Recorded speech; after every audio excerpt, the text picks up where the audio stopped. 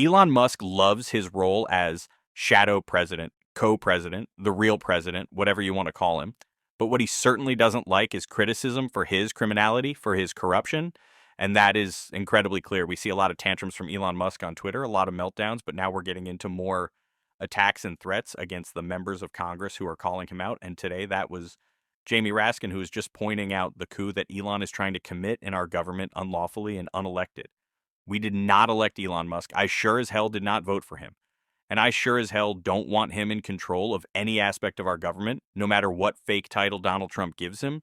That is why Jamie Raskin called him out. That is why Elon Musk attacked Jamie Raskin. And that is what we are going to get into. But before we do, if I could quickly ask you to leave a like on this video. And if you haven't already and you enjoy our channel, to hit that subscribe button. It goes a long way and it really does mean a lot to me now. Let's get into this interview with Jamie Raskin that led Elon to be so mad. Joining us now is Congressman Jamie Raskin of Maryland. He's the ranking member of the Judiciary Committee, is one of the lawmakers at USAID today. Congressman Raskin, it's really nice to see you. Thank you. It's great to see you, Rachel, and thank you for coming back into service. You're a model to all America here. Well, I don't know about that, but I'm here, and I'm not going anywhere. Can you describe your decision to go to USAID today? And actually, can you also describe what happened when you tried to go inside the building today? Sure. Well, for me, it was easy, Rachel, because not only have I been trying to defend the Constitution and legality in America, as you know, for the last several years, but I have tens of thousands of federal workers who are my constituents in beautiful Montgomery County, Maryland. And what I see are all the telltale signs of a coup. A coup is a seizure of state power by unelected actors who work to take over the critical infrastructure of government outside of the rule of law. And that's what I see as going on right now. I mean, Elon Musk has basically tried to take control of the country's communications infrastructure, the governmental financial payments infrastructure, the data infrastructure, and he's got important parts of nodes of the military infrastructure. So I'm looking right through Donald Trump, who no doubt wants to abuse everybody's civil rights and civil liberties and centralize all the power in him. But at this point, you know, I'm with Steve Bannon and Laura Loomer and the people on the right who are saying, watch Elon Musk, because he's the guy who's trying to centralize all power behind him, and he hasn't been elected to anything. When you say that, as you did today, and we played the clip of it, that we're going to stop Elon Musk, what do you see as the most effective means of opposition to that, the scale of what you're describing there? Well, every democratic means available to us. Now, fortunately, because they think they're dictators, they're trampling the civil service law. I mean, the heart of civil service law is you can't fire people for political reasons. That's why we have a civil service, as you know, and yet they are being very open and explicit about their doing that. I mean, to the extent people are given any justification at all, it's that we don't think that you can successfully forward the agenda of President Trump, which is not an acceptable justification for firing people who haven't had a chance to even work for Donald Trump, right? These are professional, independent civil service members, Republicans, independents, Democrats. In any event, the vast majority of them have excellent civil service records, and you have to give them a due process administrative hearing and tell them specifically what are the charges against them. It's the same thing, by the way, with the inspectors general, 18 of whom were sacked en masse by Trump, when those people have the right to 30 days notice to Congress with a specific substantive elucidation of the charges against them. They've just run roughshod all over that. So we're going to start with civil service. We've got constitutional claims against them in a lot of places because the First Amendment stands for the same principle. You can't fire neutral, non-political officers like prosecutors, like FBI agents, like cops, simply because a new party comes to power and they think that they want to stuff it with their own political sycophants. Congressman, you were talking about civil service law and lawsuits to try to protect civil servants being one of the fronts on which the opposition can proceed. What are you seeing as the other potential fronts on which the opposition can advance in very short notice?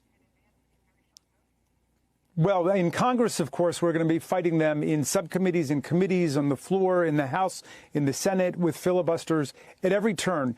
But popular protest is going to become very important here, and it's going to look very different from the first Trump administration. Everybody remembers, 1 million people gathering for the Women's March, and I have no doubt we could get at least that many, if not 5 million. But we also know that Donald Trump has just pardoned 1,500 Proud Boys, Oath Keepers, violent insurrectionists, cop assaulters.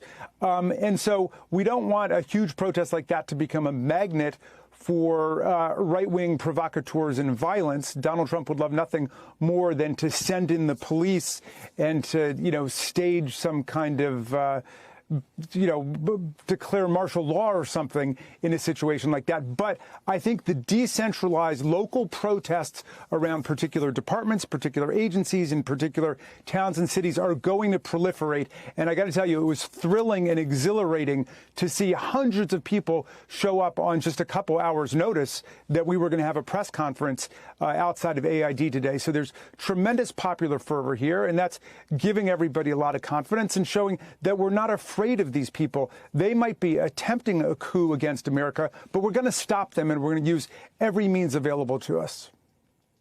Congressman Jamie Raskin, Democrat of Maryland, thank you so much for your time today. Thank you for doing your part in the, as you say, sort of impromptu press conference come protest today at USAID. It's become a real focal point for a lot of people in terms of thinking about templates for moving forward and for speaking out. Thanks for being there, and thanks for talking to us about. Just a perfect call out there by Congressman Raskin. And we really just need to focus as much attention as we possibly can on ELON.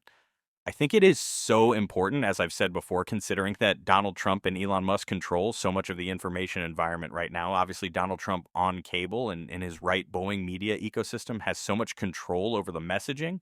But Donald Trump doesn't just have Fox and Breitbart and on. He has 280 million followers. TikTok in his back pocket. Obviously, Elon has X. He's got all of the meta platforms, Facebook, Instagram. He has control of these things. We need to be working incredibly hard to push back against the media environment that they already kind of control, to make sure that people don't have a perception of Elon as someone trimming the fat in government, because that's just not the case. Too many people have this false belief that he's saving them money, saving their tax dollars by working in the government as a volunteer, someone only out to help. But the truth about Elon is he's costing you more money. He's taking away the programs that are most important to your life, the life of your friends, your family members, your grandparents, people in your community, the people that you work with, all to put it in his own pocket so we can have a couple hundred more bill. That is what Elon's about. He's not about helping you. He's not a volunteer. There's no kindness of his heart. He's corrupt. And that is the message we have to deliver. Now, that's part of the message Senator Chris Murphy delivered in this clip right here. But let's not pull any punches about why this is happening. Elon Musk makes billions of dollars based off of his business with China. And China is cheering at this action today. There is no question that the billionaire class trying to take over our government right now is doing it based on self-interest. Their belief that if they can make us weaker in the world, if they can elevate their business partners all around the world, that they will gain the benefit. But there's another reason this is happening. They're shuttering agencies and sending employees home in order to create the illusion that they're saving money in order to do what? Pass a giant tax cut for billionaires and corporations, right? This is all a smokescreen, a shell game, in order to turn this government over to a handful of unelected billionaires and corporate interests, and we are not going to let them do that. Now, these call-outs have clearly got Elon pretty upset, and especially the Jamie Raskin one, I think, because they hit so close to home. And I think because they're so true, that's why Elon posted this on Twitter just today in reference to the protest at USAID Elon Musk wrote. What Raskin actually means is that he wants his kickbacks and bribes to continue us lobbying in law firms who launder foreign donations, which are actually U.S. taxpayer. Foreign aid coming full circle need to be investigated and shut down. It is crazy to me that the biggest government contractor in America continues to make the accusation that it's everyone else but himself. greedily taking us tax dollars when that's exactly what Elon Musk does and is ensuring that there is as little oversight as possible over him taking those tax dollars. That's why he's in the government, and not just to make sure no one sees the corruption, but to put more money in his pocket and more money without risk. He always wants to talk about communism or socialism, but what is it when the government writes Elon a big check and he gets to reap all the rewards of his businesses succeeding? Because if it doesn't sound like pure perfect capitalism to me, we're going to keep calling that out on this show. And if you want to support that, as always, you can hit that subscribe button, leave a like on this video, and if you stuck around at the end, drop a blue heart in the comments. And until next time, I'll see you soon.